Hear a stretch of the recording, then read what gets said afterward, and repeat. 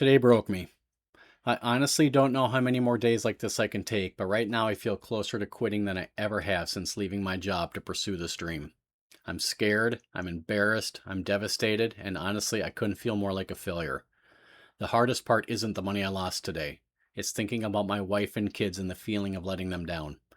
I know they support me, but I also wonder if they're quietly starting to think what so many other people probably already are. Maybe it's just time. I can't even begin to explain why that thought hurts so much, but it just does. What makes this even harder is what happened last night. After publishing yesterday's video, I think I sabotaged myself. I went to bed genuinely hopeful.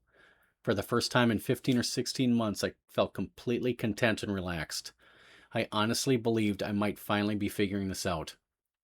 Between my discipline score system and making these videos for all of you, and especially for my family, I felt like I had finally found something that was helping me navigate through the mistakes so many new traders make. Then today happened. Today can be summarized by 3 bad decisions and 1 good decision. 3 minutes after the open, I watched Nvidia explode higher. I followed it closely because I own shares and occasionally sell covered calls against them, with one call expiring today. As soon as the market opened, Nvidia immediately took off and it was the only Mag 7 stock trading well above its upper VWAP band. I even looked for news on why it was moving, and after not seeing anything was convinced that it had simply gone too far and would soon reverse. So instead of staying patient, a couple minutes after open I bought two put options. I knew exactly what I was doing. I knew I had just eliminated my wait 30 minutes score. I knew buying options would also hurt my options control category. But I convinced myself this would be a quick profit before my real trading started 27 minutes later. Bad decision number 1. A few minutes later, Nvidia looked like it might finally be topping out, so instead of accepting the risk I'd already taken, I bought 3 more puts, bringing my total to 5. Bad decision number 2. And just like that, my options control score dropped to 0. And within a couple of minutes after that, I was already down $250. I remember thinking at that time, this is the moment. This is exactly what you've been preparing for. Honor your maximum daily loss rule. But instead, my mind just repeated the same sentence that's repeated countless times before. It'll turn around. It didn't. And by 9:15, I was down roughly $500. And naturally, I continued to chase. I bought 5 more puts with a higher strike price, convincing myself I could trade my way out of the hole. Bad decision number 3. For a brief moment, it actually looked like what I had done would work. Twice my account moved back into the green. Both times I entered limit orders to lock in the profit. But both times I was also too greedy. I placed my sell orders just a little too high, trying to squeeze out any few extra dollars I could. Neither order filled. And once Nvidia turned back up, I was trapped. Before long, I was staring at roughly $1,500 in unrealized losses. Then something happened that surprised me. While staring at that loss, I noticed several good-looking setups developing in Tesla, Microsoft, and Meta. The old version of me would have jumped into every one of them trying to earn the money back. Revenge trading. Instead, I forced myself to just sit there. I told myself, you created this mess, you deserve to sit here and watch it. You've lost the right to trade today.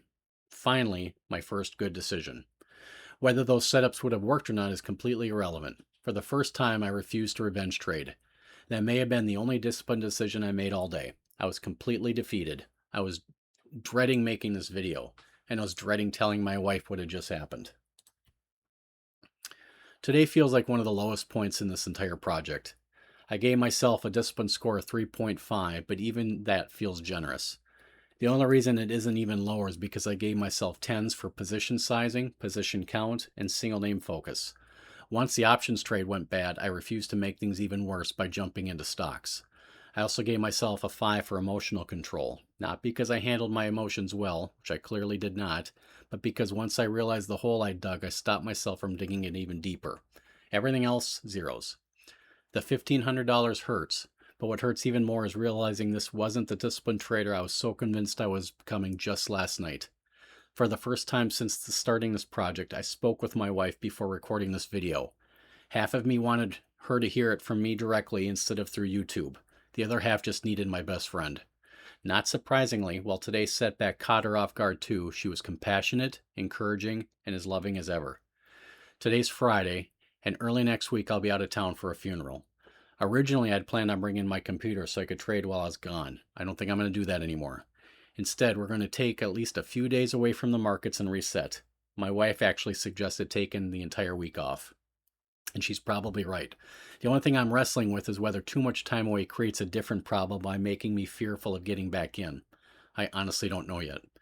My goal has always been to upload one video after every trading day. Family vacations and funerals are understandable reasons to miss a few, but taking time away simply because I need to reset feels different. Part of me thinks these are exactly the moments this project should be documenting. Either way, I won't be uploading Monday through Wednesday while I'm away. When I'm back, and regardless of what I decide, I'll let you know where I go from there. I'm even thinking if I do trade later next week, maybe I'll just do it on my paper account and flow back in slower than I normally would. Maybe the smartest trade I made today wasn't in the market at all. Maybe it was just talking to my wife before trying to solve this all by myself. I'll see you all next week.